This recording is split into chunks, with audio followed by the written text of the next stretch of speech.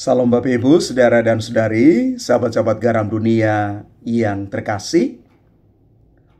Dari bacaan-bacaan suci yang kita renungkan pada hari ini, yang berpuncak di dalam bacaan Injil, kita mau merefleksikan bersama bahwa kasih itu menuntut komitmen. Kita hanya bisa mengasihi kalau ada niat yang tulus. Itulah komitmen kita untuk mengasihi. Yesus mengundang kita untuk mengasihinya dengan cara memegang perintahnya dan melakukan apa yang Yesus harapkan. Dia sendiri telah meneladankan kepada kita tentang komitmen ini. Yesus mengasihi kita dengan cinta yang sempurna. Dia mengorbankan seluruh hidupnya, dirinya untuk kita. Seringkali kita mudah mengakui Yesus sebagai Tuhan, tetapi sulit setia kepadanya. Maka kalau kita mau mengasihi dan ambil bagian di dalam karya Allah, yang paling utama adalah kita percaya kepada Yesus. Maka kalau kita mau sampai pada titik percaya kepada Yesus, di sana kita boleh menemukan paling kurang ada 6 makna bagaimana kita diarahkan supaya kita sungguh percaya kepada Yesus.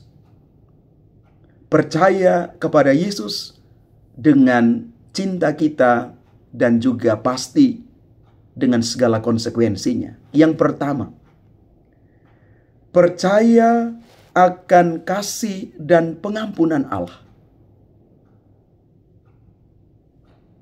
Allah mengasihi kita dan mengampuni. Yang kedua, kita diajak untuk meneladani hidup Yesus.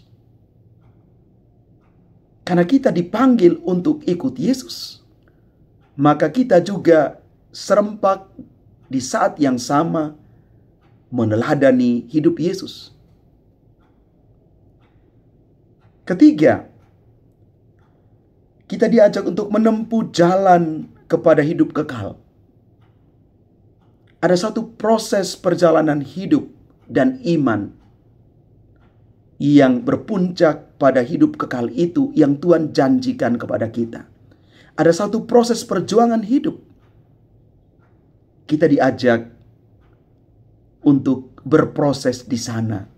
Dan kalau itu dinamakan proses, artinya waktunya lama dan membutuhkan ketahanan hidup, ketahanan iman, dan kita siap menjadi pribadi-pribadi yang unggul, pribadi yang tidak gampang menyerah di dalam perjalanan hidup. Dan yang keempat, kita diajak untuk menerima Roh Kudus. Roh Kudus yang akan terus menjadi motor penggerak dalam hidup kita. Hidup kita terus diarahkan, dipimpin oleh Roh Kudus sendiri. Maka bukalah hati kita untuk diarahkan oleh Roh Kudus, bukan hanya mengikuti roh kita sendiri. Yang kelima, komitmen untuk hidup yang baru. Percaya kepada Yesus juga mengajak orang untuk meninggalkan cara hidup yang lama dan memulai cara hidup yang baru di dalam kehendak Allah. Kita berjuang untuk keluar dari zona nyaman kita.